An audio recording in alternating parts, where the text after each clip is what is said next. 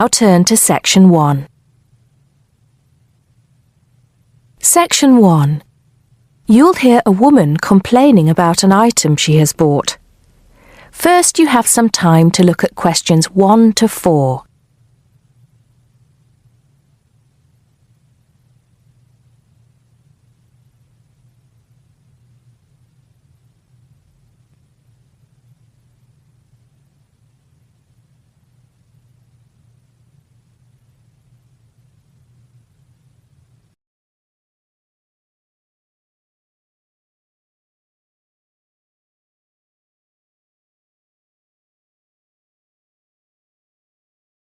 Now we shall begin.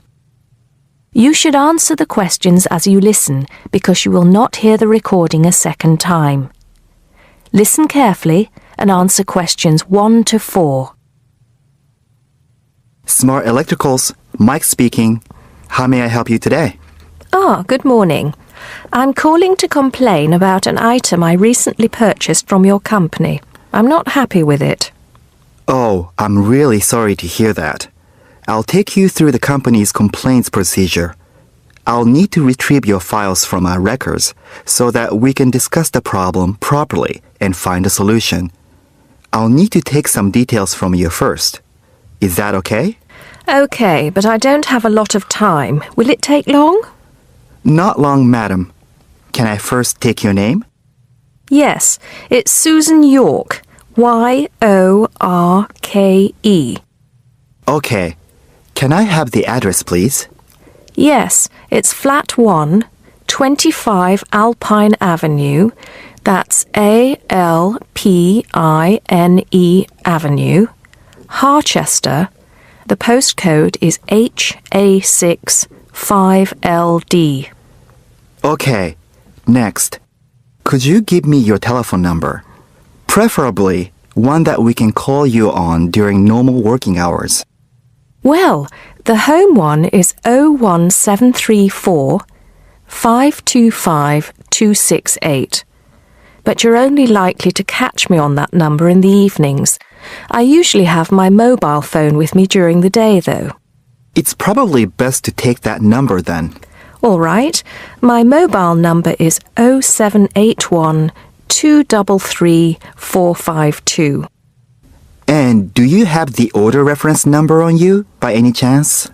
Well, I have the receipt that the camera came with in front of me. Ah, good. Which number is it? It's a bit confusing. It should be the 7-digit number on the top left corner of your invoice. Let me have a look. I need my glasses. Found it. It's DMX 8443. Thanks. Now, when did you purchase the item? Well, the camera was delivered last Monday, on the 1st of February. I ordered it online about 2 weeks before that, but I can't remember the exact date. If you have another look on the invoice receipt, the date should be there. Oh, yes. Here it is. January the 15th. Okay, I'll make a note of that. So, the item is a digital camera? Yes, it's the Aqua PowerShot model in silver. Thank you. Did you take out any kind of insurance when you bought it? Well, no, it was on special offer. I didn't need to pay any extra for the insurance because it came with a special 4-star policy. Well, it means you're fully covered for at least another 3 years. Before you hear the rest of the conversation, you have some time to look at questions 5 to 10.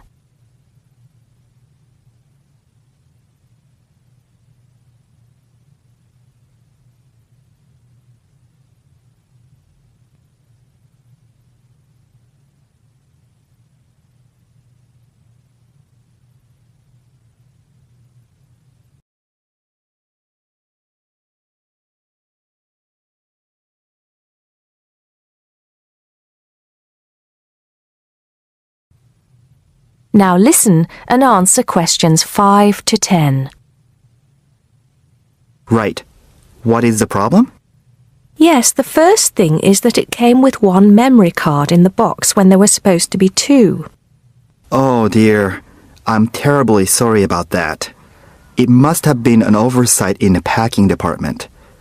I can do something about that straight away and get one sent out to you. Well, that's not the only thing.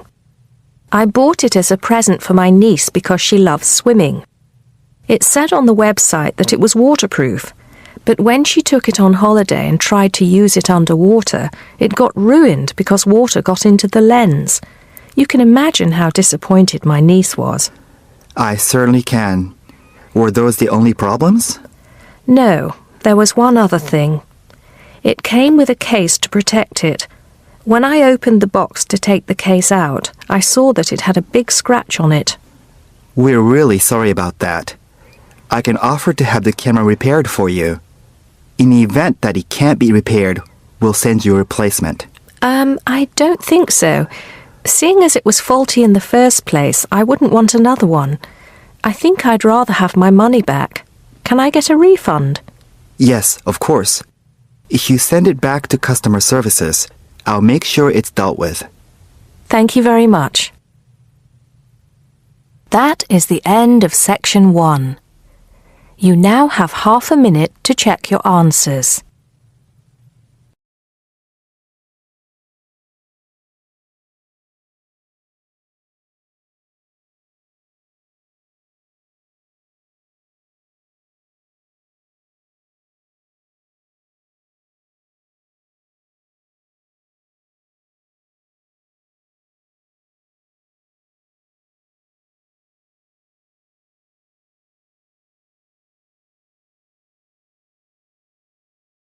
Section 2. You will hear a woman asking a shop assistant about DVD players. First, you have some time to look at questions 11 to 14.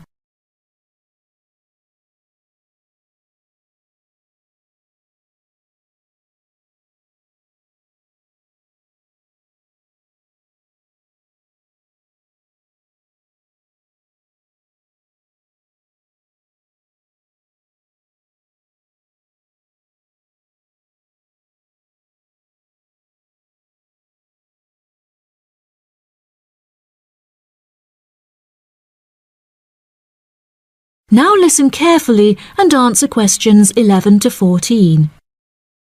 Hello, I'm interested in buying a DVD player. Can you help me, as I don't know very much about them? Of course. We sell quite a range.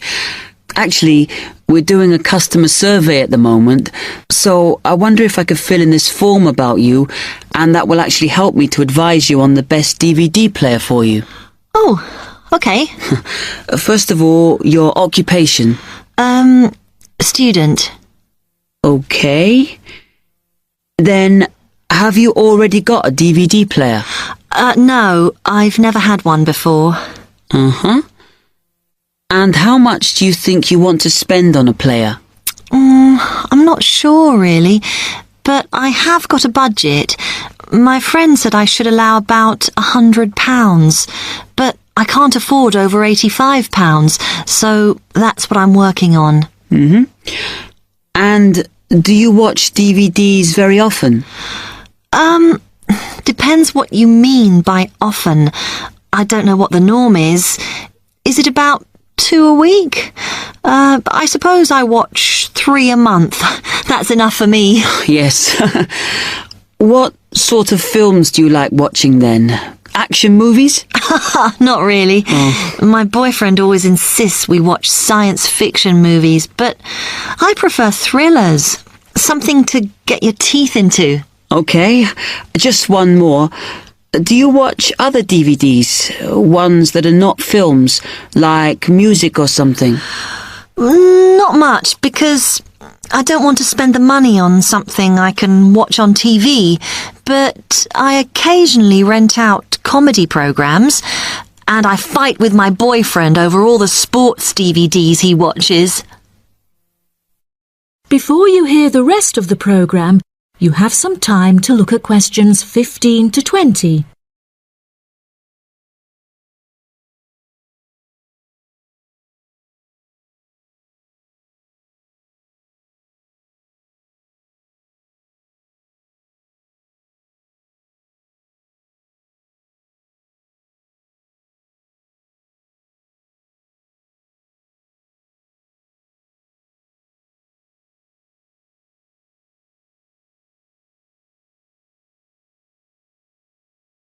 Now listen and answer questions 15 to 20. OK, let me explain a bit to you about the DVD players that are in your price range. First, there's the DB30, which has only got basic features, but it is a bargain at £69.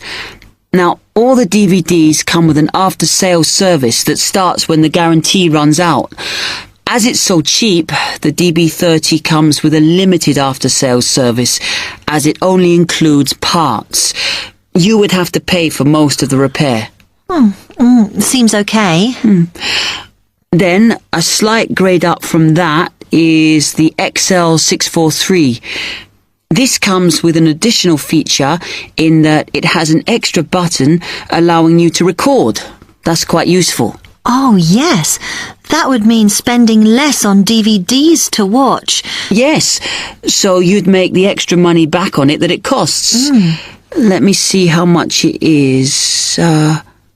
Yes, that one's actually reduced at the moment from £79 to £71.99. Oh. I think it's worth the extra myself. And is that the same level of after-sales service as the other one? Well, you get a bit more for your money because what we're offering is a discount on labour. So you don't pay the full price if you have to call an engineer out. I see. Then the last one is this Tri-X24. It's a very good player, and you can use it to listen to your CDs as well as watch DVDs. It looks nice, but I bet it's expensive. No, it's not top of the range. Let's see. Yes, it's £94. But what you have to remember is that includes insurance, so you don't have to pay extra for that. And it comes with a guarantee that's valid for 3 years, as opposed to the usual one. What do you think? Maybe. That is the end of section 2. You now have half a minute to check your answers.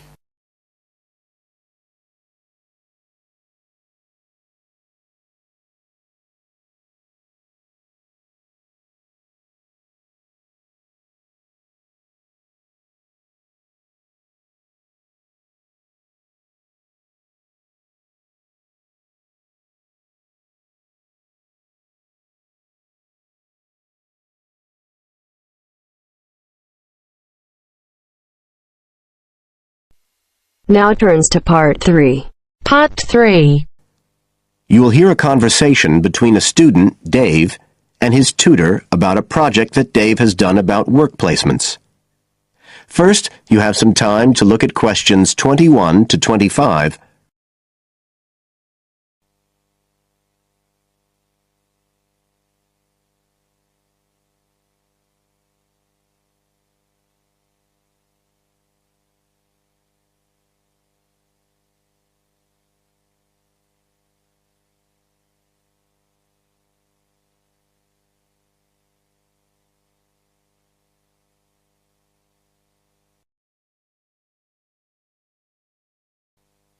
Now listen carefully and answer questions 21 to 25.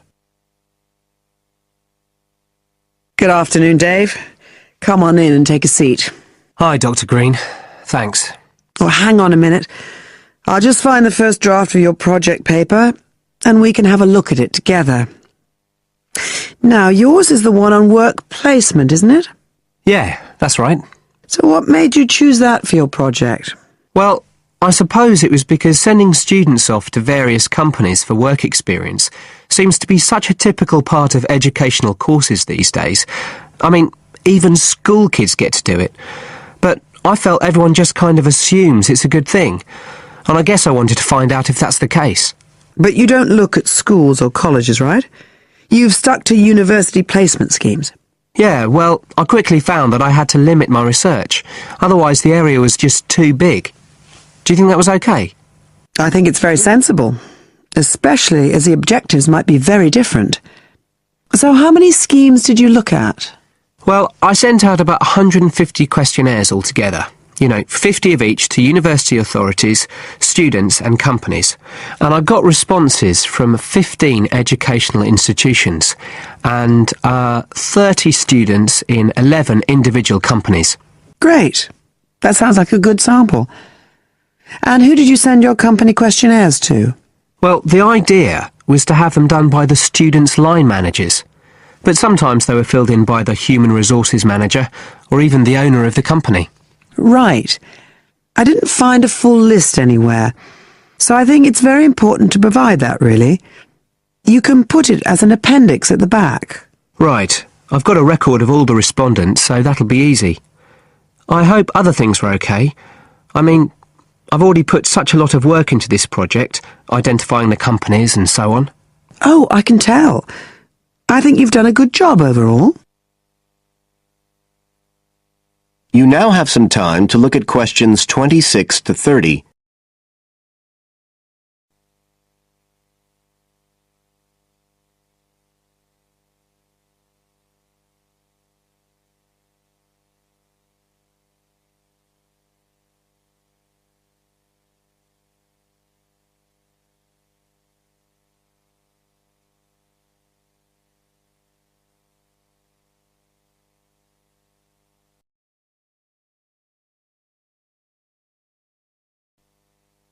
Now listen and answer questions 26 to 30. I thought your questionnaires were excellent, and you'd obviously done lots of background reading, but there were a few problems with the introduction. First of all, I think you need to make some slight changes to the organisation of your information there. At present, it's a bit confused. OK. What did you have in mind? Well, you write quite a bit about work placement in general, but you never explain what you mean by the term. So you think I should give a definition? Exactly. And the introduction is the place to do it. And then, look, you start talking about what's been written on the topic, but it's all a bit mixed up with your own project. So do you think it would be better to have two sections there, like a survey of the literature as the introduction, and then a separate section on the aims of my research? I do. You can include your methods for collecting data in the second section too. It will be much clearer for your reader. Establish the background first, then how your work relates to it. It would flow quite nicely then. Yes, I see what you mean. Anyway, moving on. I like the way you've grouped your findings into three main topic areas. Well, it became very obvious from the questionnaires that the preparation stage was really important for the whole scheme to work. So I had to look at that first. And I found a huge variation between the different institutions, as you saw. I was wondering if you could give a summary at the end of this stage of what you consider to be the best practice you found. I think that would be very helpful. Right, I'll just make a note of that. What did you think of my second set of findings on key skills development? For me, this is the core of my whole project, really. And you've handled it very well. I wouldn't want you to make any changes. You've already got a nice final focus on good practice there. Thanks. Right. Now, I think the last part, which deals with the reasons why students don't learn... What, the constraints on learning chapter? Yes, that's the one. I think you need to refer to the evidence from your research a bit more closely here. Maybe you could illustrate it with quotations from the questionnaires, or even use any extracts from a student diary if you can, and refer back to what you've written about good practice. That is the end of part 3. You now have half a minute to check your answers.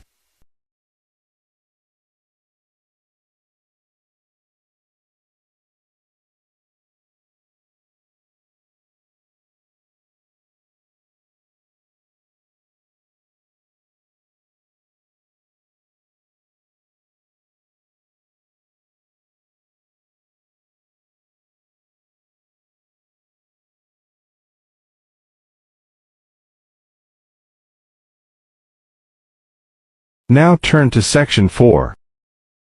In this section, you'll hear a conversation between a tutor and a student about the strategies of note-taking. First, you have some time to look at questions 31 to 40.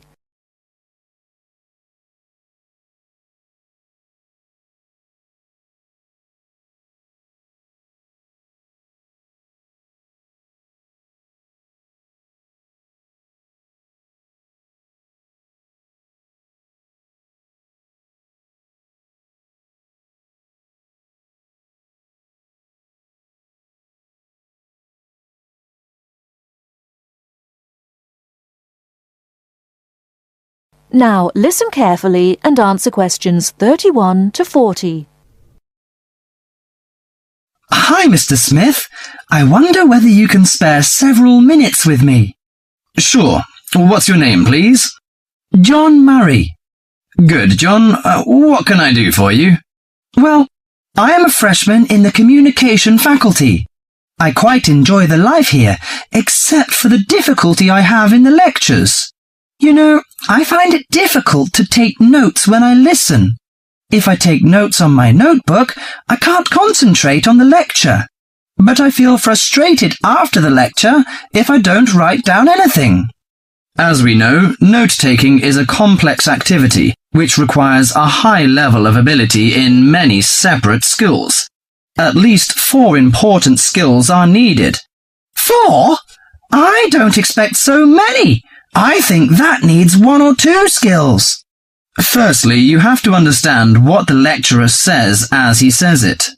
That means you should try to develop the ability to infer the meaning of unfamiliar words from the context. You cannot stop the lecture in order to look up a new word or check an unfamiliar sentence pattern. Yes, that puts the non-native speaker like me under a particular severe strain. Often I may not be able to recognize words in speech which I understand straight away in print. So the ability of inferring is important. Of course, you won't always be able to do this successfully. You must not allow failure of this kind to discourage you, however. It's often possible to understand much of a lecture by concentrating solely on those points which are most important. But how do I decide what's important? Well, that's in itself another skill I'd like to tell you. At first, the most important piece of information in a lecture is the title itself. If this is printed or referred to beforehand, you should study it carefully and make sure you're in no doubt about its meaning. A title often implies many of the major points that will later be covered in the lecture itself. It should help you therefore to decide what the main point of the lecture will be. Besides the title, what should I pay attention to during the speech? A good lecturer often signals what's important or unimportant. He may give direct or indirect signals.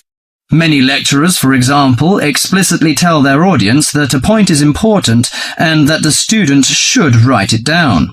Unfortunately, some lecturers who are trying to establish a friendly relationship with the audience are likely on these occasions to employ a colloquial style. He might say such thing as, "This is, of course, the crunch," or perhaps you'd like to get it down.